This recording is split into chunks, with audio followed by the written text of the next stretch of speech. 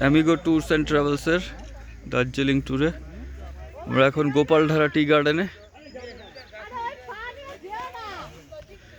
এই যে দেখছেন সারি সারি চায়ের গাছ।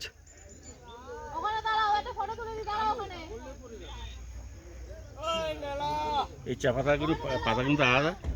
হ্যাঁ, এগুলো আলাদা, দার্জিলিং টি সব। কিন্তু পাতা চাও না।